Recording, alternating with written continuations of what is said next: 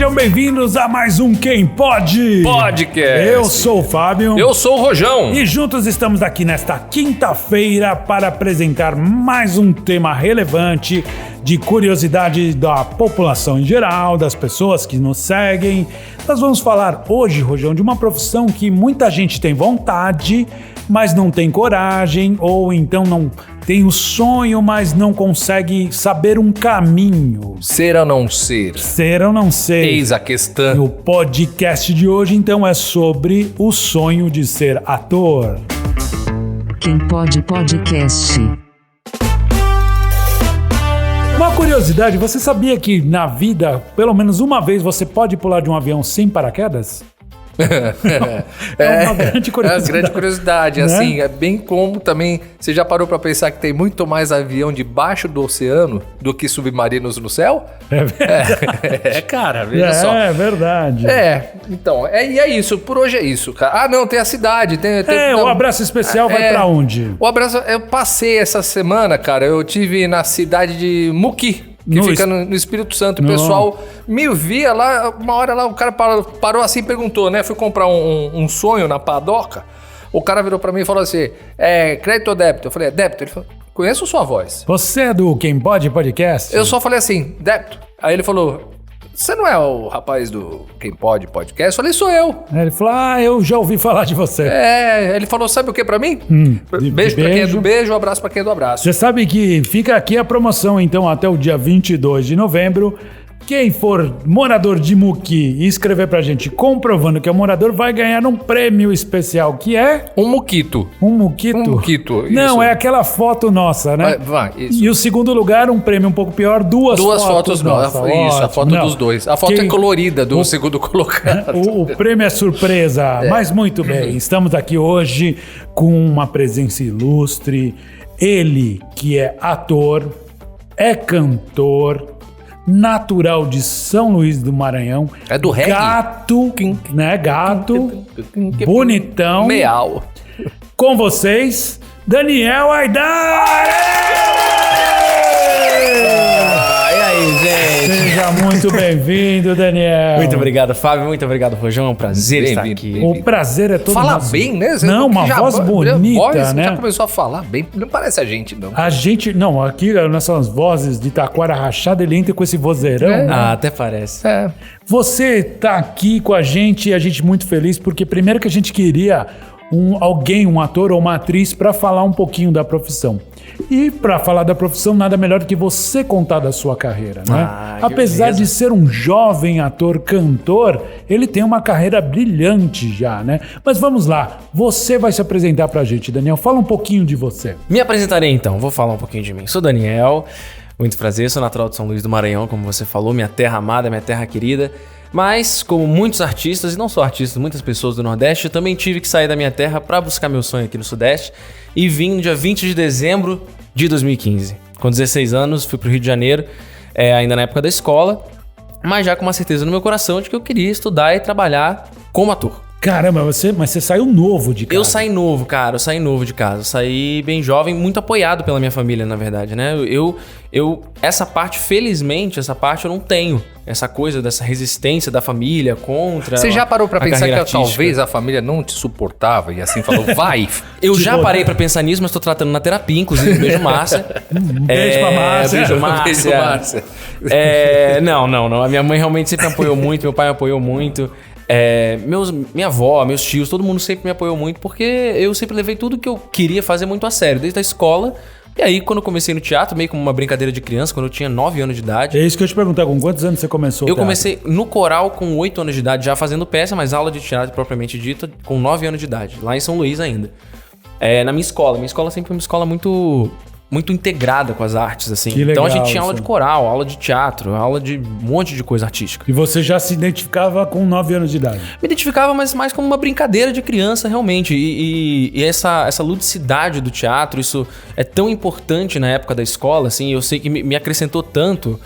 Hoje eu levo isso como carreira, mas muitos amigos meus que não levaram, mas fizeram teatro comigo, jovens, criaram uma desenvoltura, uma empatia com as outras pessoas, porque Isso o é que é a verdade. profissão do ator, né? Qual que é o nosso ofício, se não contar a história de outras pessoas, olhar sobre outro ponto de vista, né? Daniel, me perdoa, e não só você, mas quem estiver me ouvindo, mas eu não conheço o Maranhão, eu não tenho conhecimento da cultura do Maranhão. Eu sei que é muito musical, até é muito conhecido por causa do reggae e tal, blá, blá, blá, blá. Como é a cultura artística do Maranhão? O que se tem lá? Tem apoio?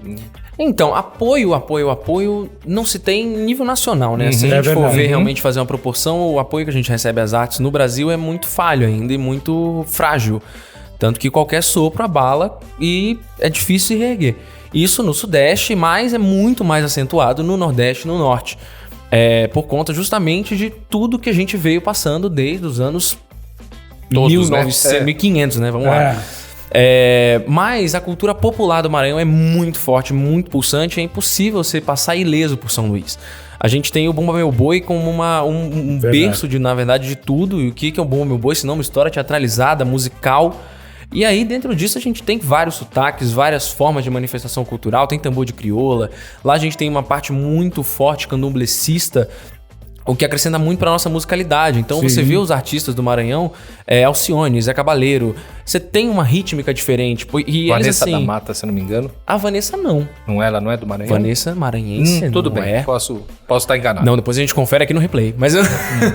Vou até conferir. aí Não, no mas Google. tudo bem, tudo bem. continuando. Porque assim, tudo que você tá falando é muito legal, entendeu? Você tá contando uma regionalidade que é muito legal e eu desconheço. E é muito maravilhoso que assim, e é uma cultura brasileira, assim, né? A gente tem muita coisa muito forte no Maranhão, muito pulsante. E a gente acaba tendendo a chamar tudo que não é daqui do Sudeste de cultura regional. Quando, na verdade, todas as culturas são brasileiras e manifestações brasileiras. E não só o Bumba Meu Boi do Maranhão, como o Cavalo Marinho de Recife. Enfim, eu sou um apaixonado por cultura popular, justamente por nascer no Maranhão. Tinha um arraial na porta da minha casa. Então, tudo meu sempre passou por isso. E eu me orgulho muito da minha terra, essa é a verdade. E eu tenho isso pulsando em mim quando eu entro em cena, quando eu faço qualquer coisa, porque eu acho que é quem a gente é. E se a gente não tiver um conhecimento da nossa ancestralidade, sim, assim... sim, o orgulho disso. A porque cultura, é muito rico. É muito rico. De fato, é uma coisa que, assim, é um universo à parte. A gente pode marcar um dia pra falar de cultura popular. Eu imagino, Porque é um sim, universo. tem muita coisa. Eu como dinamarquês, eu tenho assim um orgulho de ser dinamarquês, de Sim, ser brasileiro. Eu como dinamarquês, eu tenho orgulho de ser brasileiro. É isso. Agora, só pra curiosidade, a Vanessa da Mata é sim do Mato Grosso do Sul. Poxa. Não é do Maranhão. Mas um beijo não, pra é do Vanessa. Mato Grosso, não é do Sul. Um do beijo Mato Grosso. pra Vanessa da Mata. Um beijo, Vanessa. Ela é da Mata, no Mato Grosso, né? Então tá bom. Piada É isso aí. infame, Você não né? resistiu, né, Não. Fábio? Essa Essa não deu certo. É a mesma praça. Mas continuando, que legal que você teve um apoio da família, a exemplo da Ana Aksui que teve aqui, que a gente perguntou, falando, e você teve? Ela falou, sempre tive desde criança. E deu um toque forte no final, Exatamente, dizendo falando. para continuar apoio. Quem...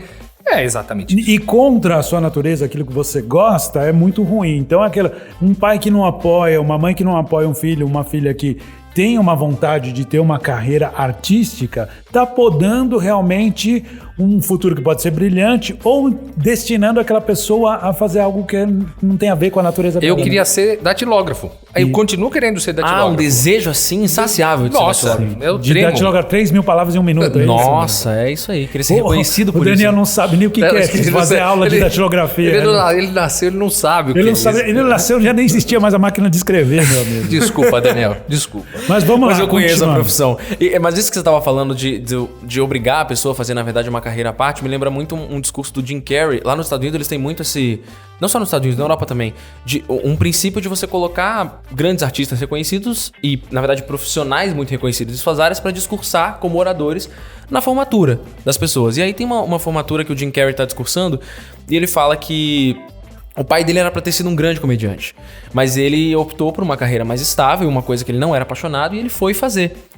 E aí ele falou que nessa carreira mais estável e tudo que ele não queria fazer, a gente esquece que a gente também pode dar errado. É verdade. Então o pai dele foi demitido quando ele tinha 13, 14 anos, eles passaram por uma puta perrengue financeiro, por um baita perrengue financeiro, e aí ele falou, cara, se a gente não for viver a nossa vida pra seguir o nosso sonho, a gente pode dar tudo na mão de uma coisa que a gente nem ama.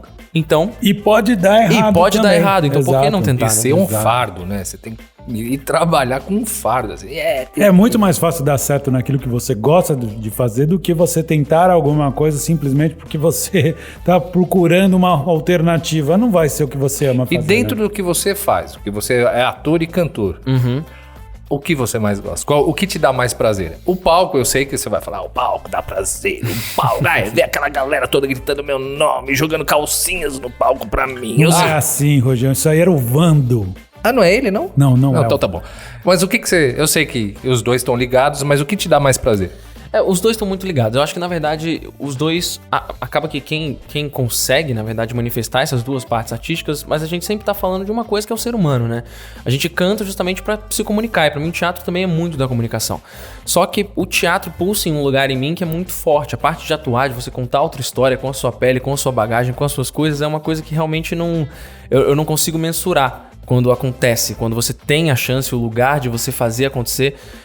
então o teatro sempre tá acima de tudo pra mim, porque eu sempre falo que eu acho que tudo que eu faço é teatro. Eu não lembro Daniel, de um momento que eu não tenha feito. Palco, Daniel, né? Charlie Chaplin. O ator é um grande mentiroso? Ah, sem dúvida nenhuma. Sem dúvida nenhuma, porque assim, o que é a mentira se não uma história Convencer, né? que você vai usar de todos os artifícios pra convencer alguém de algo? Posso contar algo bem rapidinho, cara? Por favor. Porque foi assim, tem umas 3 semanas, um mês atrás, eu tava vendo, né, alguns colegas nossos de podcast, e eu tava assistindo um podcast de um ator que fez o Tropa de Elite, que é o principal miliciano que tem. E eu lembro quando eu terminei de ver esse filme, eu falei, cara, esse ator só consegue pegar papel de filho da puta. Que raiva dele. Se eu fiquei com raiva dele, ele toma um tiro no final, eu falei, pá, ainda bem que... Quer dizer, a narrativa foi criada pra você criar raiva dele e tem o êxtase de ver ele morrer no final. E ele fez muito bem isso, né? Só que quando eu vi a entrevista, o cara é um excelente ator, porque ele não tem nada a ver com o personagem. Né? Mas é isso, essa é a Nada. diferença. O ator, ele não mente de mentira, ele mente de verdade, né? Mente. Então, olha, que eu legal minto isso, e hein? minto bem, né? Olha, Muito, que legal. Muito bem. Mas uma das coisas que eu acho que as pessoas mais... Imagina um ator com CPF falso, então. Aí é melhor ainda. Mas a gente costuma a associar o personagem à pessoa, ao ator. E as pessoas não entendem, né? Muitas vezes que aquele ator não é o personagem, né? Isso costuma acontecer muito em novela, o vilão vai tomar bronca na rua, aquela coisa toda. É que assim, também a gente tem uma tendência no mercado, na verdade, de fazer personagens que se assemelham com o que a gente tem e com o que a gente manifesta. Essa é a grande verdade. O nosso casting, ele reflete muito os primeiros papéis que a gente pega, e até você conseguir direcionar a sua carreira realmente, escolher os papéis e falar, não, agora eu quero fazer isso, depois eu quero fazer uma coisa completamente diferente. A gente acaba fazendo muita coisa do próprio casting. Então, às vezes, a pessoa tá andando na rua e realmente você vê naquilo ali, ou você sente uma liberdade, porque também, afinal de contas, a novela aqui no Brasil, a gente esquece que a gente tá na casa de todos os brasileiros. É verdade. Você diz que nós somos uma esponja do personagem, é isso? Mais ou menos, na verdade, sim. Porque eu já fiz uma salsicha, cara, uma vez é? na inauguração de um açougue. Então eu tenho a ver com uma salsicha, cara? Sim, você Em é algum uma lugar, sensação. sim. Cara, acabou comigo, cara. Eu tô destruído. É aquela coisa, a arte imita a vida, né? É um pouquinho disso, né? E você se critica? Você consegue se ver ou não? Eu consigo me ver. Depois de exercícios, né? Na verdade, eu comecei não querendo me ver de jeito nenhum, mas eu acho que a gente vai tomando propriedade, na verdade, da nossa profissão e das nossas ações e daquilo que a gente escolhe fazer ou não fazer. E depois de um tempo, se assistir é um exercício. Você aprende? Eu aprendo muito me assistindo. E aí eu consigo ver o que meus professores pontuam, ver o que minha coach pontua muito claramente, assim. Então eu acho que é um processo de crescimento, realmente você se vê em prática e assimilar aquilo, né? E E você critica, não a si próprio. Eu digo, o De Niro tá fazendo o mesmo papel de novo. Mas peraí. O mas aí Fagundes você... está sendo Fagundes. Não. Eu quero ouvir ele. Não, mas isso daí ninguém vai criticar um Robert De Niro. Não, né? mas é dentro dele. Eu não tô perguntando pra criticar o Robert De Niro. Eu tô falando... Não, a gente sempre tem um amigo meu que ele fala que nunca viu raça pra criticar mais do que ator. Isso é uma grande verdade. A gente tá passando uma coisa na TV, a gente olha e fala assim, nossa, mas aí já começa. Claro, por quê? Porque é muito nosso, é o nosso trabalho. É um ser humano, então a gente tem essa tendência de olhar já pensando alguma coisa. Então sim, eu critico muito, eu assisto tudo já pensando, e aí quando eu não critico, eu falo, tá, agora é um lugar pra eu ver, assistir uma série, essa série e relaxar, porque eu não tô pensando em nada. É né? Então, difícil, não tem né? ninguém, não tem nenhum cenário, nada pensando além do que aquela história. Aquela história tá sendo contada muito bem, eu vou só assistir. Você sabe, faz Daniel, parte da relação. a gente que faz filme, eu digo o seguinte, o bom filme é aquele que eu assisto e não vejo nada técnico. É isso. Porque quando você começa a ver atuação, fotografia, qualquer coisa, arte, você fala, o filme não é bom. O filme tem que ser destinado ao entretenimento, você viver aquela história, não ficar assistindo e olhando, putz, não limparam um sensor, tem uma sujeira, sabe? Esse tipo de coisa. E acredito que Procurar como ator... cacos, né? Ficar procurando cacos. você procura realmente... Você não procura, acaba gritando, né? Que nem atuações ruins. Você olha e fala, pelo amor de Deus, quem é que escalou um ator assim? Que existe também. Agora, existe coisa que você não gosta de fazer, assim? Algum personagem que você não gostaria de fazer? Ou você se negaria?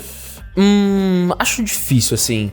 Eu acho que, na verdade, tudo que acho que talvez tivesse um cunho político de forma muito diferente daquilo que eu acredito, porque eu acho que, na verdade, a manifestação artística, ela também é política sempre. Sim. De acordo com o que a gente é político. De acordo com o que a gente pensa, com os nossos ideais, com aquilo que a gente acredita e tem por virtudes e valores. Então, assim, algo que vanglorie uma coisa que é muito contra aquilo que eu acredito, assim, eu não acho que eu estaria apto a contar aquela história. Não tem dinheiro que pague isso, Não tem né? dinheiro que pague, também não tem dinheiro que pague a paz no coração, né? Exato. Então, assim, é muito diferente você fazer um filme como A Queda, que conta a trajetória da queda de Hitler, e aí o ator que faz o Hitler tem uma baita performance histórica, contando aquela história de um ponto de vista negativo, mostrando a queda daquele homem. Isso é uma coisa. Agora, você fazer um filme endeusando alguém que realmente fez o mal pra sociedade, assim, você faz um filme pra a biografia do Mussolini, eu não faria. É, complicado. Eu penso também, que nem a gente que faz muito documentário na produtora, fala, olha, se tiver algum documentário que seja a favor de uma visão política que eu não concordo, eu não vou fazer, não tem dinheiro que pague. Principalmente política, que é um jogo bem sujo. Quando eles querem ser, é complicado demais. Mas assim, você começou, em que momento que você descobriu que também era cantor e que tinha esse talento a mais? Então, eu como eu fiz coral desde os 8, a minha musicalidade sempre foi muito aflorada. E meus professores sempre incentivaram muito. Aí com 10 anos peguei no violão a primeira vez e ganhei de presente de aniversário. Comecei a fazer aula e dali... É bom, né? Pô, é maravilhoso. Violão é bom É um demais, né? sentimento maravilhoso e de pertencimento, assim. Porque o violão, ele acaba que ele traz consigo essa agregação, as pessoas em volta, e ter esse momento foi muito bom durante a minha pré-adolescência, adolescência então até nós temos hoje. uma pergunta fundamental. Em algum momento, você tava lá tocando a música, todo bonitão, pra gatinha, o outro foi lá e pegou. O cara do violão é aquele que não pega ninguém? A verdade é que sim. mas também A gente sabe. A parte de tocar já também já é muito satisfatória, né? Principalmente aquela parte que você tá Você começando não a tá pegar um preocupado. instrumento, você não tá preocupado, você tá preocupado em fazer o som, assim, é muito gostoso. E aí, a partir dali, foi ladeira abaixo. Do violão fui pro cavaquinho, do cavaquinho já fiquei curioso pelo baixo, aí do baixo a gente já vai, porque o baixo tá muito ligado com a bateria e não sei o que, então eu fui experimentando muita coisa. E eu tenho certeza, voltando pra parte da cultura popular, que parte da minha facilidade rítmica e com instrumentos vem do meu berço maranhense, não tenho dúvida disso. Se na sua família tem alguém que seja da música ou da arte, é da arte, não da música. Da mas arte geral, já. o meu avô é um admirador grande de arte, então muita parte da minha cultura vem dele. Você podia falar assim, Ele- não, meu avô é o De Niro, você falou mal dele agora. Não, se meu avô fosse o De Niro, eu com certeza falaria mal dele, né? Vovô é um ultrapassado. Vovô sabe de nada. Nação antiga. ultrapassado. Não, mas meu avô, ele é muito admirador de arte. Mas o meu tio, meu falecido tio Beto, era um músico excepcional e um dos caras que mais me inspirou até hoje. E o meu tataravô, na verdade, ele fez parte de uns tempos áureos da poesia carioca, que se chama Orestes Barbosa. E meu tataravô tem canções lindas, imortalizadas na voz de Nelson Gonçalves, de Olha que legal. Maria Bethânia. Que bacana. É, Ganha ainda royalties por isso? Ganha. Depende muito, né? O meu avô, ele teve um problema, eu não sei ao certo a história, mas o meu avô, ele teve uma crise, ele deu todos os direitos das músicas dele na mão de um bicheiro no Rio. E aí, só depois de vários anos, a gente foi recuperar esses direitos por conta das filhas do Manuel Bandeira, que era um grande admirador do meu avô. Que legal. E aí teve todo esse trânsito, Tem assim. um tempo, né? Acho que tem uns 50 anos, não é isso? Não, bastante. 70 Não, anos são- após a morte do Exato. autor. Aí cai em domínio popular. Mas você sabe que tem uma história curiosa do Tim Maia, né? Que uma vez chegou uma senhora humilde e falou: Tim Maia, sabe aquela música que o fulano de tal disse que era dele, que não sei o quê? Não, essa música era minha. Ele o quê? Foi lá na rádio e já falou, olha, a música tal é da dona fulana, não sei o que, era mentira. E ela ficou ganhando os royalties. E foi um golpe que ele caiu. Direitos autorais, né, Roy? É direito autoral, né? Então, aí ela ficou ganhando os direitos autorais, os royalties em cima disso, porque a música era dela, né? Na verdade não era, foi um golpe que deram em cima não, do a cara Tim do Maia. Tim, sabe, né? Impossível. É um cara visceral, impossível. A música é sua? Não, vou resolver agora, nem averiguo. Foi na rádio, já falou, e aí depois ela ganhou na justiça, porque ela falou, não, o Tim Maia falou que era minha, né? Olha o tipo de coisa a carteirada. Acontece.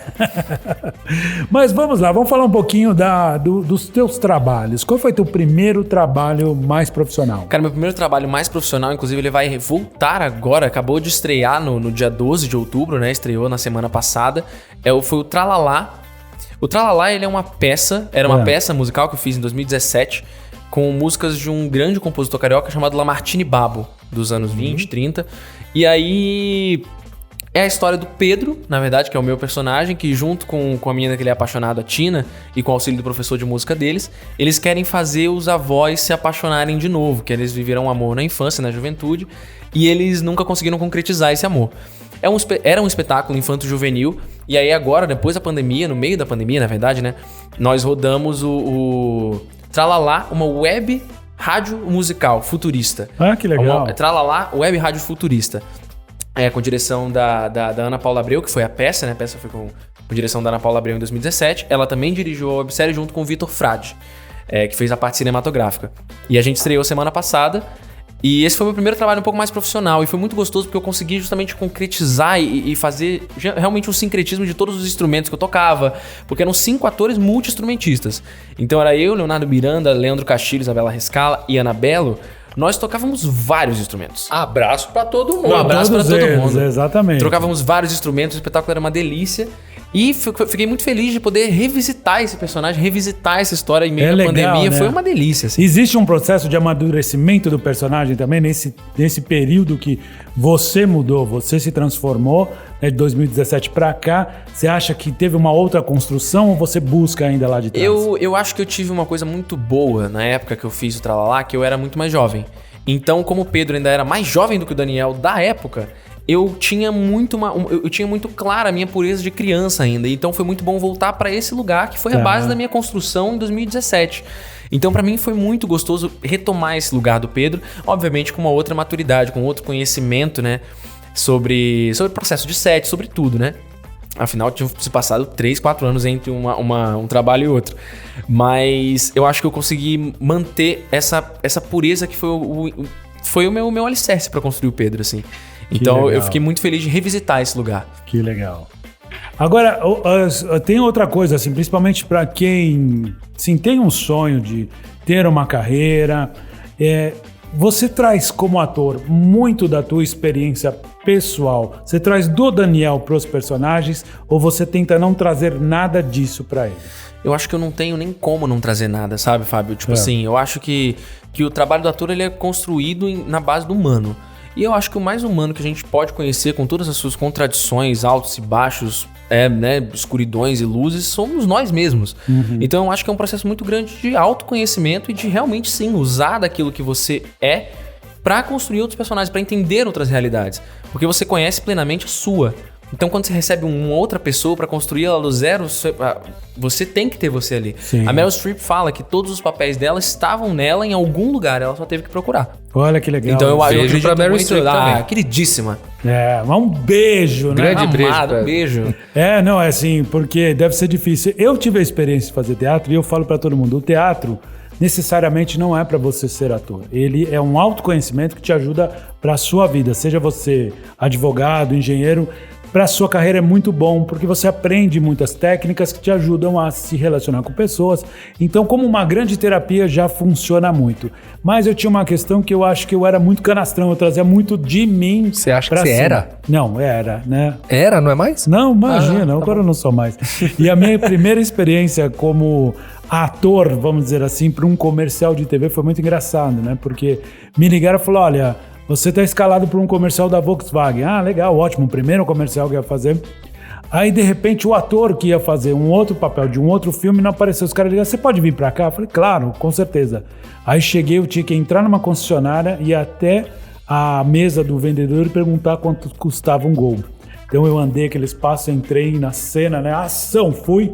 Quanto custa este gol, cara? Corta! Nós não estamos no palco, né? Nós estamos aqui. Não consegui fazer. Foi frustrante. Aí eu falei, putz, eu sou ruim mesmo. Mas aí o meu outro papel, que era um cara como se tivesse, assim, uma testemunha ocular, fui bem. Falei, eu vi tudo e tal. Não me esconderam nada. Aí eu falava.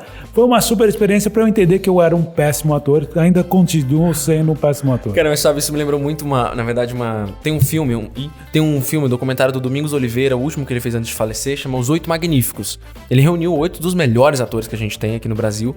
E aí, uma delas era a Fernanda Torres. E a Fernanda Torres, ela falou, cara, a gente, né, no caso, os 8, falou assim, vocês também têm a impressão de que atuar é fácil? Que a gente tá aqui, Aí você olha e fala, cara, você sobe em cima do palco, você fala, dá um texto, aí você recebe, aí você vai, faz isso, faz aquilo. Eu tenho muito essa impressão, até a hora que eu vejo uma pessoa que não é ator tentando atuar. E aí eu falo, cara, o que a gente faz é muito difícil. É difícil. Porque assim, ela tava no meio, era Wagner Moura, do Moscovis, Matheus Solano, Fernando Torres, batendo esse papo, né? Aí ela falou, e eu fiquei pensando, falei, cara, tem muito essa impressão, porque quando a gente tá no meio, a gente vai vendo, a gente fala, pô, sobe em cima do palco, você dá um texto, você vai, você recebe, aí tem isso, tem aquilo. Mas é quando você vê uma pessoa que não é ator tentando, que a gente vê a grande dificuldade, né? Se fosse assim, qualquer um era ator, né? Pois é, afinal de contas não dá, né? E é muito bom quando a gente precisa... Uma coisa que veio muito forte, veio pra ficar, já tinha antes da pandemia, mas que veio como... Agora, premissa para o trabalho do ator é saber gravar self-tapes. Quando você se grava pra fazer um teste em casa. E aí eu tive algumas oportunidades de gravar uma self-tape que eu não tinha ninguém pra dar réplica, né? Pra fazer o outro personagem. E a minha mãe teve que fazer.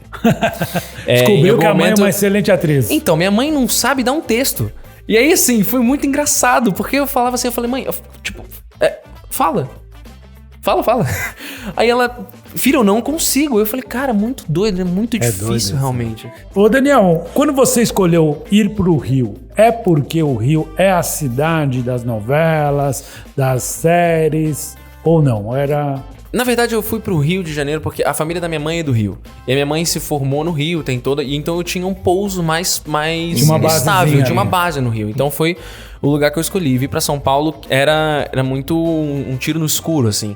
Você tem família lá? Tenho família lá. Minha avó ainda mora no Rio, minha tia, meu tio. Então lá eu tenho um pouso. Foi por isso que eu vim pro Rio. E também porque minha mãe é uma cidade desagradável também, né? É bem desagradável. Rio de Janeiro é um negócio que não dá... negócio quando você chega no avião, não dá aquela aproximação. Eu falo que é a aproximação mais linda do mundo. Quando você chega ali... Não dá pra ficar lá. O Rio, nossa... Não dá pra... Aí foi mais por isso, assim. E é brincadeira quem tá ouvindo. Eu sou apaixonado pelo Rio, gosto muito. É irônico o que eu estou falando. Ah, mas sem dúvida. Não acho que ninguém que pensou... haters existem. Haters existem, mas deixa que ele sobe a nossa audiência, graças a Deus. Gostei do ponto de vista. E aí você foi, como era uma base, você foi pra lá. Então não foi uma escolha, porque é o que eu falo, Los Angeles até o frentista é ator. Ele tá lá porque ele tá tentando alguma Exatamente, coisa. eu acompanho... Apesar que não tem frentista nos Estados Unidos, né? Ah, é? Isso eu não sabia. Não, você que põe a gasolina no teu carro, né? Que maravilhoso. No Rio todo frentista talvez sonha a ser ator. Ou jogador de futebol. Eles falam muito que você não muda pra Los Angeles pra ser ator, né? Você muda pra Los Angeles pra ser auditioner. Que eles chamam que é o audicionador, a pessoa que faz testes, né? Porque é justamente isso. Qualquer pessoa lá é ator. Você vai no... O barman é ator, o cara da floricultura é ator. Tá todo mundo tentando a vida, cara. É uma carreira muito dura. Daniel, fala uma coisa. Você vê alguma obra que você fez ou algum trabalho que você fez e você vê a sua melhora? Você vê, puxa... Você olha pra trás e você vê assim... Você mudou bastante? Cara, como eu sou genial, assim, de se admirar mesmo. Não, eu vejo muito minha melhora. Eu vejo muito... O amadurecimento, né? Eu acho que muito por parte também daquela parte do autoconhecimento que a gente tava falando, a gente vai abordando os nossos personagens de outro jeito. Mas eu por muito tempo tive esse pensamento, na verdade, de negar tudo que eu fazia antes, porque sempre o próximo trabalho seria melhor. Mas eu não acredito mais nisso. Hoje eu consigo ver meus projetos antigos e minhas peças antigas e o novo e ver valor naquilo, ver realmente que eu tava fazendo o meu melhor à época. Sim. Né? E assim, eu tava fazendo de coração, eu estava indo com tudo, então eu consigo ver esse valor. Eu gosto muito de reassistir meus testes antigos, principalmente os que eu não passei. Eu fico reassistindo aquilo em looping. Eu adoro me ver antigamente. Porque eu acho que faz parte, eu acho que a trajetória é o que nós temos, né? Afinal das contas. E o seu antigamente é muito ontem, cara. Antigamente, nossa, eu me lembro quanto tempo atrás, um mês passado, não, tô enchendo o saco. Não, mas é que... É que o Daniel tem 21 anos, né? E ele, apesar de ter começado a carreira dele muito cedo, né? Ele ainda tem muita Mas coisa como pra trabalhou passar. bastante, como você fez muita coisa, então te dá a impressão assim do antigamente, mas é legal mas é isso. que eu gosto muito, eu sou muito orgulhoso, na verdade, da minha carreira, das peças que eu fiz até aqui, das coisas que eu não fiz até aqui. Uhum. Eu realmente gosto bastante, assim, de tudo, porque eu acho que a gente sempre sai de um espetáculo transformado. Então, eu tive a oportunidade de trabalhar desde que eu peguei o Tralalá. Eu emendei o Tralalá no Romeu e Julieta, depois do Romeu e Julieta foi o Merlin e Arthur, depois do Merlin e Arthur. E cada peça que você sai transformado. A impressão minha é tudo musical. Todos musicais. E todos musicais ao som de algum cantor. Isso é uma outra coisa. Eu sou especialista brasileiro em musicais ao som de. Então, Romeu e Julieta era ao som de Marisa Monte. Merlin e Arthur Muito ao som legal. de Raul Seixas. Muito Brilha La Luna ao som de Ruge. Isso que é Amor ao som de Luan Santana. Ah, Esses foram os que musicais legal, que eu que fiz. legal. Aí também fiz um musical autoral aqui em São Paulo, chama Se Essa Lua Fosse Minha, logo antes da pandemia. A gente fez 4 sessões e paramos pro Covid-19 Poxa, vida. assolar a nossa E humanidade. aí? E como é que foi esse último ano? Ou como tá sendo, né? Ainda estamos nele. E qual a sua perspectiva? O que você sentiu? Como é que você sobreviveu? E o que você vê acontecendo? Eu sempre fui muito inteligente financeiramente, assim, eu sempre... Então, e é uma parte muito importante da carreira do ator. Sim. Porque em algum momento a gente fecha um contrato, a gente tem contrato de 3 anos, a gente não tem que se preocupar com nada, mas e os próximos 3? E depois, Isso é uma coisa muito, muito delicada. Então, isso sempre foi uma coisa que eu tive muito clara. Então, desde o meu primeiro trabalho com 16, eu guardava meu dinheiro, eu sabia o que eu queria fazer, o que eu não queria. Então, isso me segurou muito até na pandemia. Então, assim, 4 anos depois, eu estava poupando, não sabia para o quê. Me segurou muito na pandemia. Poxa, isso é Porque raro, não teve como rodar. Não. A gente parou Sim. todos os filmes, não teve como ter set. Teatro, então, que é uma aglomeração por si só. Sim. E a peça boa, lota já é, né? Uhum. Então, assim... E o espetáculo que eu fazia antes da pandemia, o Se Essa Lua, já era uma aglomeração no palco. Éramos 12 atores que brincávamos entre nós, assim. Então não tinha como fazer. Então o que me segurou de verdade foi justamente toda a minha carreira até aqui.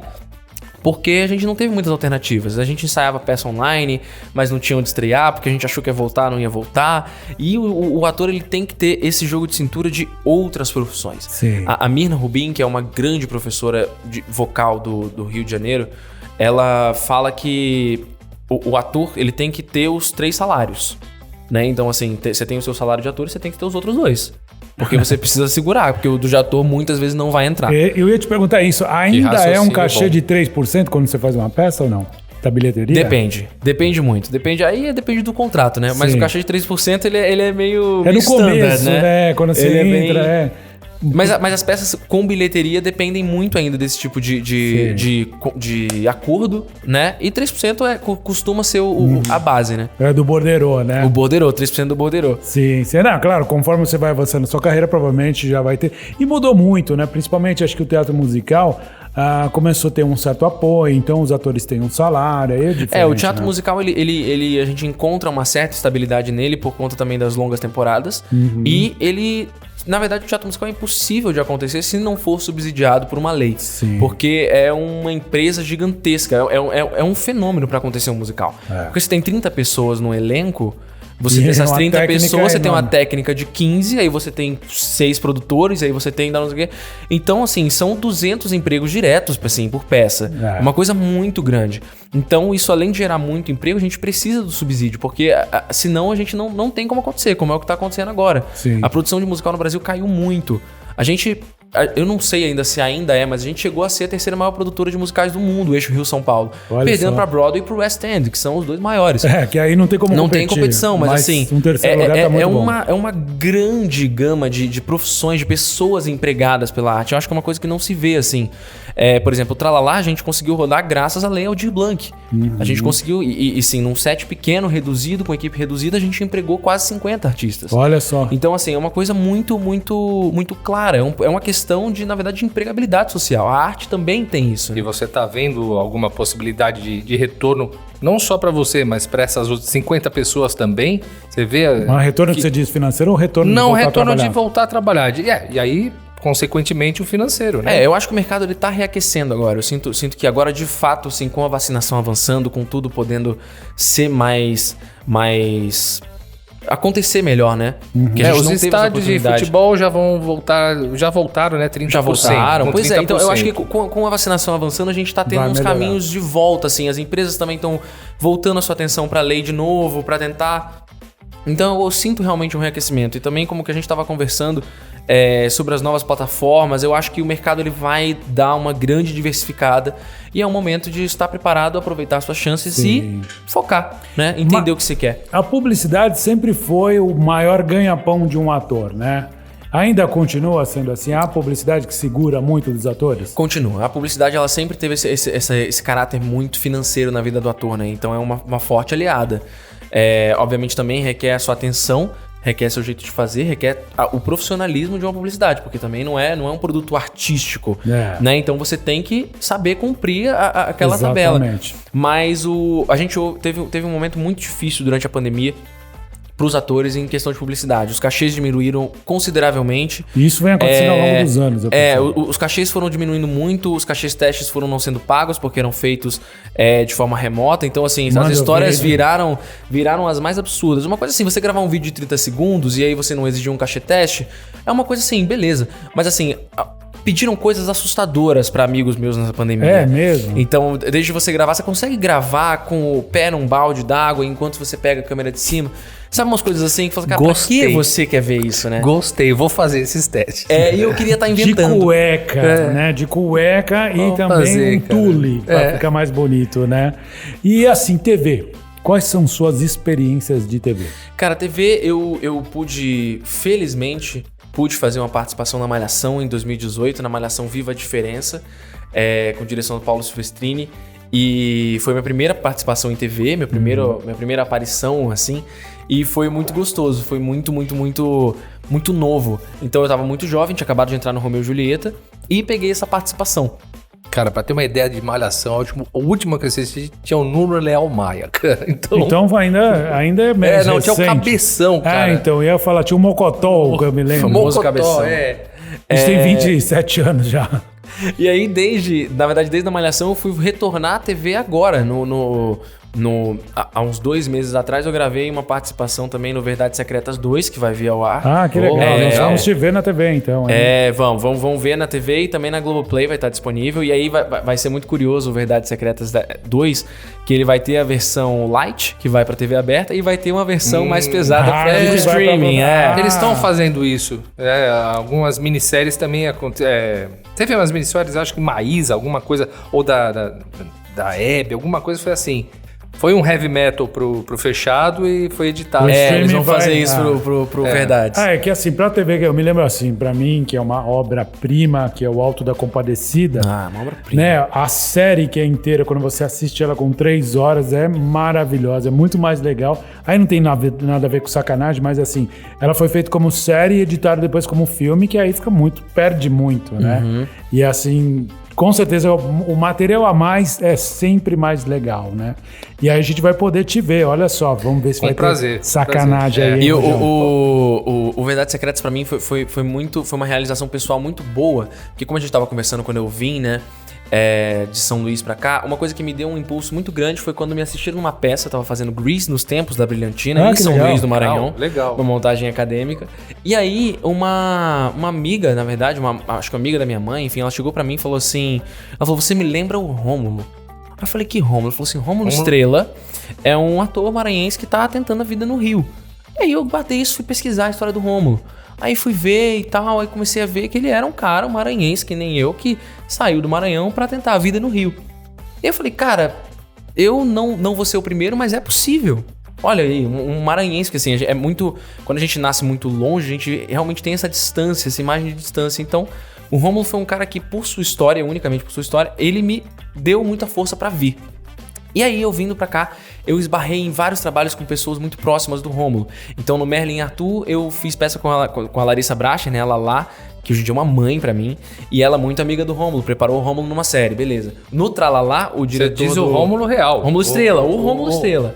E ele existe ainda? Existe, gravou Verdades Secretas, ele tá na Verdades Secretas. Ah, então e você aí conheceu. que eu quero chegar. Eu gravei o Verdades Estraguei Secretas tudo. com o Rômulo. Gravei com ele. Isso é legal, hein? E assim, fazendo cena com ele. E pra mim foi assim, uma realização. Porque eu olhei ali e falei, cara, aqui pelo menos é o lugar que eu tinha que estar agora. Porque eu encontrar o Rômulo depois desse tempo todo, esbarrando no Vitor, o diretor do Tralalá, também é muito amigo do Rômulo, dirigiu ele ainda na Record. Então eu fui vindo. O Diego Montes, que é um grande amigo meu também, fez novela com ele, até eu chegar na frente dele num set, na verdade, pra fazer o trabalho. Você vê pra como rodar. que é, né? muito Acabou, bom. os caminhos se cruzaram, mas assim, são muito parecidos também ao mesmo tempo, né? Ele com seus 10 anos de diferença pra mim, mas me Exatamente. inspirando muito. Tem mais, porque ele tem 37. Ele tem 37? Ele tem 16 anos de diferença. 16 anos a mais que eu. E assim, Daniel, que conselho você daria para alguém que quer estudar teatro, independente de ser profissional ou não? O que você poderia falar? Olha, eu tô ouvindo aqui o Daniel, para essa pessoa que tem um interesse, tem vontade pelo menos, o que você diria? Cara, eu sempre vou dizer estude os clássicos, porque assim, não é pra mim que sou ator ou pra alguém que quer ser ator, eu acho que é pra todo mundo. Eu tenho essas discussões antológicas com a minha melhor amiga, Paula Lucena, que faz parte do meu coletivo de teatro no Rio, coletivo Rasga. E a gente fala, Paula, por que as pessoas não leem teatro, né? Assim, aborda questões tão profundas e entendem o ser humano, assim, a pessoa lê Hamlet, a pessoa lê realmente os grandes clássicos, o próprio Alto da Compadecida. Eu acho que é o conselho mais rico que eu posso dar a alguém relacionado a teatro. Leia os clássicos, procurem autores diferentes, autoras diferentes, pra ver diferentes pontos de vista de uma mesma sociedade. Porque um grande mestre meu de teatro sempre falou que teatro são ideias em movimento.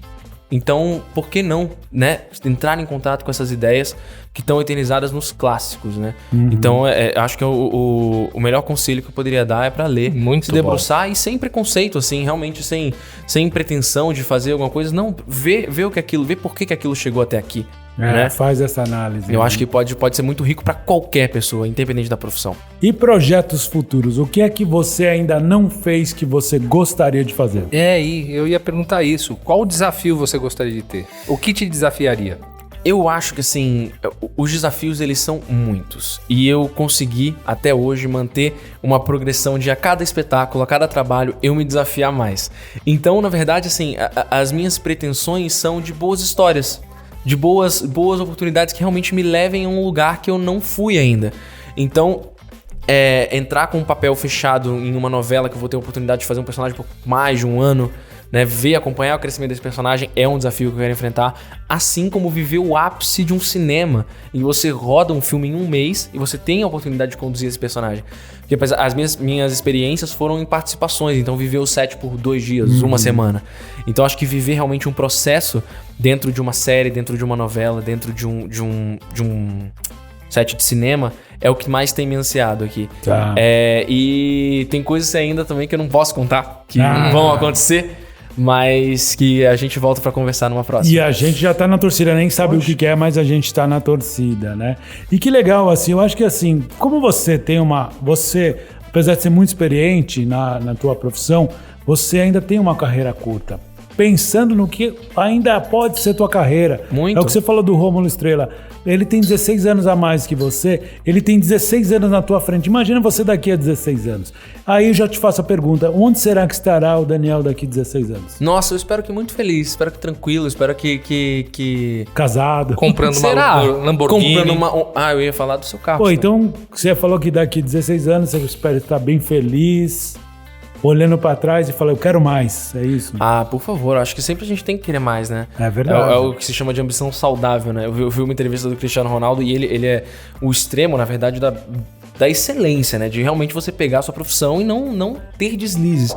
E ele falou assim... Você tem que ser o melhor na sua profissão. Mesmo se você não for, você tem que acreditar que você é. Aí eu falo assim... Ajuda bem, né? Você olha e fala, pô... Então eu acho que é uma ambição que realmente leve pra frente, assim. Mas espero que nunca igual Macbeth. Olha, antes da gente terminar, vamos fazer um bate-bola aqui, o ping-pong aqui com você rapidinho. Eu vou te propor... Ping-pong do Quem Pode Podcast. Vou falar alguma coisa e você tem que responder a primeira coisa que vem na sua cabeça. Vamos lá, uma música. Caminheiro, Barca dos Corações Partidos. Um filme. La La Land. Uma mulher bonita. Ana Kisui. Um homem bonito. Eu. Uma cor.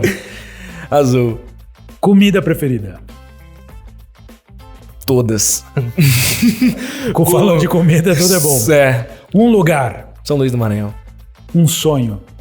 É difícil né? Acabar com a pobreza no Brasil. Ele podia ser Miss, tá vendo? Olha!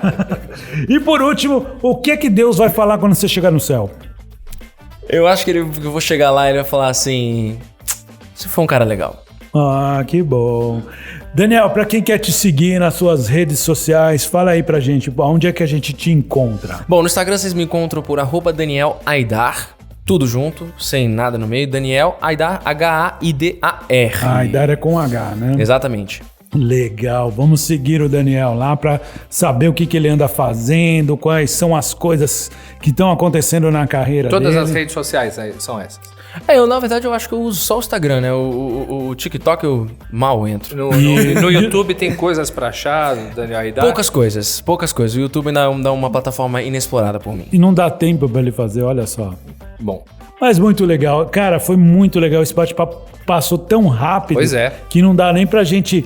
foi corrido assim, parece que passou num minuto, né? A gente tem aqui essa média de tempo dos nossos episódios, mas você tá mais do que convidado para vir falar dos teus projetos. Exato. Avisa a gente que a gente também vai postar aqui. Beleza. E tudo é isso. Pô, muito legal mesmo conhecer você, saber um pouquinho da sua carreira, que com certeza vai ser inspiradora para quem também sonha ou pelo menos tem curiosidade de saber como é a vida de um ator. Exato. Rojão, algum recado, alguma coisa? O recado é o mesmo de sempre. Eu gostaria que quem acompanhasse a gente, que acompanha a gente tanto no Spotify como no Deezer, Amazon Music, todos iTunes. esses aí. Além disso, também estamos no YouTube, só que no YouTube estamos sem imagem, apenas as nossas belas vozes. E em breve estaremos com imagem para vocês verem os nossos lindos olhos azuis. Mas é importante que vocês se inscrevam e aperta ali, pim, sininho também é bastante importante. Deixe também sua mensagem, seu recado, sua pelo crítica. Direct do @quempodepodcast no Adoraremos Instagram. falar o seu nome. Tem gente que pode escrever ou assim. Ou sua voz. Pode ser a voz. Não gostaria de me identificar. Olha, então não fala o nome, é pronto. Mas fale com a gente também quer ouvir vocês. Legal. E para quem esteve nos ouvindo até agora, o nosso muito obrigado. Obrigado, Daniel, por ter vindo do Rio de Janeiro para participar aqui, ter aceito o convite. Muito obrigado mesmo. Muito obrigado, Rojão. Muito obrigado, Fábio. Foi incrível. Foi incrível pra gente, tenho certeza que todo mundo adorou. Então é você que está ouvindo, muito obrigado até agora. Obrigado, Daniel. Obrigado, Rojão. Obrigado, Fabito. Um beijo para quem é do beijo. Um abraço para quem é do abraço. E até a quinta que vem. Tchau. Valeu.